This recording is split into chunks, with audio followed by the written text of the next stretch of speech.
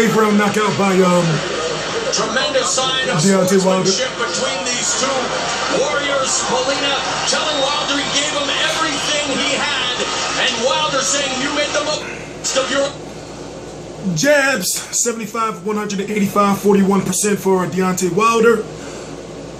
Molina, drummer boy Eric Molina, 6 of 72, 8%. Power punches, 66 of 118, 56% for Deontay Wilder. 37%, 43 of 116 for John Molina.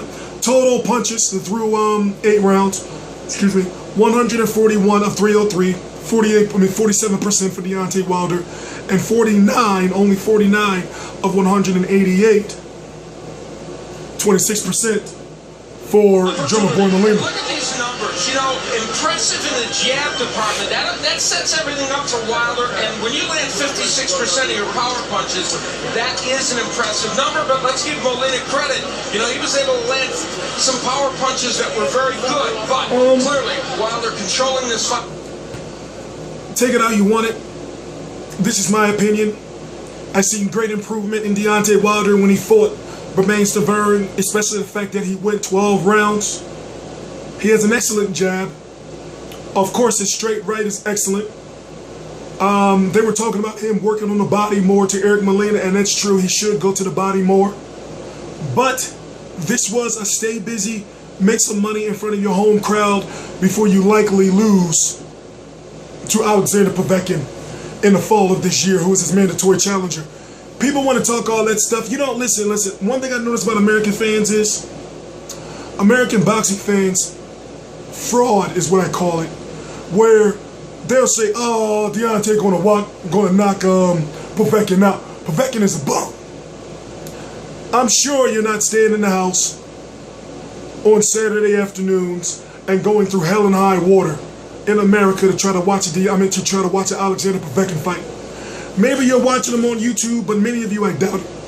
Alexander Povetkin is very good. Alexander Povetkin is very strong. And Deontay Wilder is going to have some issues, especially if Deontay Wilder backing up keeps doing this shit.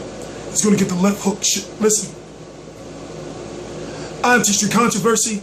This is T-Street Controversy Live. I cover every single major fight live. Please subscribe. Let's listen to the post-fight interview of Deontay Wilder and maybe Eric Molina if they play it.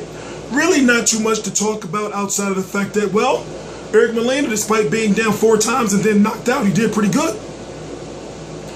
Did this fight help Deontay Wilder? Yeah, financially, and he fought in front of his home crowd. But, you know, let's hear what he has to say.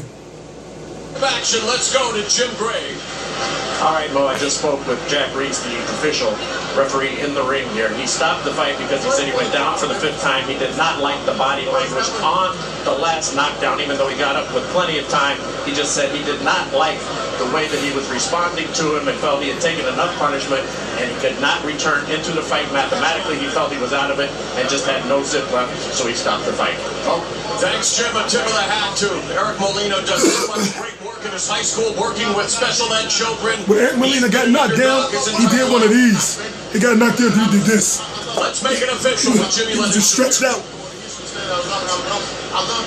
Ladies and gentlemen, we have the time. 1 minute 3 seconds of round number 9. He is the winner by way of knockout, and still the undefeated. Stop being a douche, man. People say, well, I can just listen to that and watch it on my TV. Everybody doesn't get to listen to the American commentary. It's not about you all the time. People say shit like, who wants to hear you talk over the commentary? That's why you lost your voice. Shit.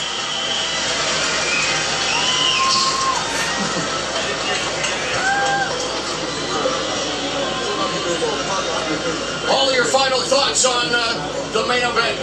Molina did not do himself a disservice in defeat. Wilder got his homecoming victory. Got some hiccups. It all made for some good action. Obviously, it was one-sided, but still a good action fight. And Deontay Wilder gets what he most wanted, which was a defense of his title. Few chinks in the armor against a taller, more effective fighter that might have hurt him, but he got the job done and showed us he's got stamina still. All right, let's go to Jim Gray. All right, well, thank you very much. Deontay, congratulations on your first title defense. You overpowered him, you dominated with 5 knockdowns, yet he still managed to hang in there throughout this fight and gave you a considerable amount of resistance. I'm surprised with that. First I want to holler out, Alabama, baby! We up in here, man. I'm so happy, man. You know, first I like to thank God. I like to thank Al Heyman. I like to thank my Bomb Squad team, man. All the support, all the people that put on. Oh, shoot. Alabama, what's up, baby? Woo. Yo, I love you guys. Thank you for the support and all that travel, man. Thank you guys, man. This is what it's all about. We made history tonight, baby. And this is the first of many. I love you guys. Alabama all day. Now to the question. You know, dominating, you knocked him down 5 times, but he didn't go away. Were you surprised with the difficulty you had in getting this fight stopped? To be honest, I definitely was surprised, you know. And it does my heart so good, even to stand here in front of him right now and say, man, this guy got heart. All the critics doubted him. All the naysayers said he wouldn't be able to last. But I'm so proud of him, man, and he got my support from this point on because this is the first ever title defense in any weight division here in the state of Alabama. And what I needed was a tough guy. I needed a guy that had heart. I needed a guy that was going to get dropped and come back up and still fight. I needed that. And Eric Molina, I got that out of him. It wouldn't have done the crowd of the state of Alabama no good to see a quick knockout because they wouldn't have saw them. Because half of them ain't never been to a boxing match. And some of them say first time, man. We appreciate they have it right here. So, man, I respect him, and I thank him for the opportunity to come and accept the challenge and put on a great show for the state of Alabama. Deontay, with the 4 knockdowns that you achieved tonight, it still seemed as though you were looking for your right hand considerably. You caught him with that left in the early round and knocked him down. Did that force you to know that you had to do a little bit something different other than try and be dependent on your right hand? Yeah, definitely. You know, one of the reasons I wanted to shoot my right hand so much is I wanted to test it, you know. That was one of the biggest things in my mind. Testing the injury? Testing the injury. We'll see if my hand will hold. How did it come up? It came out great. It came out great. He was doing a lot of ducking, so I couldn't really. I got some shots in, and still was trying to test it. But it held up pretty good. That was the only doubt I had in my mind each and every time. I'm like, all right, let me try this round. Let me try that round. So, man, it turned out real great, you know. First off, we're a thinker. We like to think in the ring. We don't like to wrestling. You see, I was calm. I was cool, collective. I was picking my shots, and that's what it's all about. You know, I used to be Wild because my last name Wilder. You know, so right now we're just a technician. We're trying to become a technician and box. I can see that. The hardcore punch. We know the punch is going to come. We're just taking our time with it. So even though you're the champion now, with your belt, WBC, are you still a work in progress and still learning? I'm definitely still a work in progress and learning. I always tell myself, once I stop learning, I don't want to be in the sport no more. I have fun when I'm learning. When I'm a know-it-all, it's nothing else to learn. You know, that's no fun. I like to learn. I'm still a work in progress. I think I'm still be a work in progress until I collect all the belts. I'm still gonna be a work in progress until I retire. Povetkin is up next as your mandatory. Is that what you would like to do? Say that again. Povetkin. Would you like to fight it? Oh, definitely. I'm looking forward to my first mandatory. You know, I got my mandatory. He responded, and he responded well. We made history in the state of Alabama again, baby. I love y'all guys in the state of Alabama, and I'm looking forward to putting my first mandatory. That's for sure. All right, Deontay, congratulations. And you know, I like to thank Shelly Phoenix as well too, man. You know, he's been a great guy beside me from day one, man. And I don't want to leave anybody that got something to do with my career. I'd like to thank anybody I'm leaving out, man. Forgive me. I'm excited right now, and I just thank you. I love y'all guys. And Alabama, we up in here, baby. Congratulations, Deontay. Eric, first of all, how are you feeling? I feel great. I mean, I'm very blessed for the opportunity to come out here to Alabama. Alabama showed me a lot of respect coming in here. I told you guys I was going to come and bring everything I got. And I gave everything I got. All my people back at home in Rio Grande Valley, I gave everything I got. And you know what? It wasn't the result that I wanted, but what can I do? You gave him greater resistance, and you were very, very tough to get out of this fight, even though you went down on several occasions. You were very game, and you managed to kind of crawl back into the fight, not on points, but with an opportunity to hit him with a shot. It's a long post fight, isn't it? The fight was right by Jack Reese to stop it. They watched so much PBC, probably. I respect the referee. He has a job to do, and he did his job. I respect the stoppage. This is the way it's supposed to be. I have to see the tape, but man, I'm very blessed to come out here and give everything I got. This is my dream to fight for the heavyweight world title.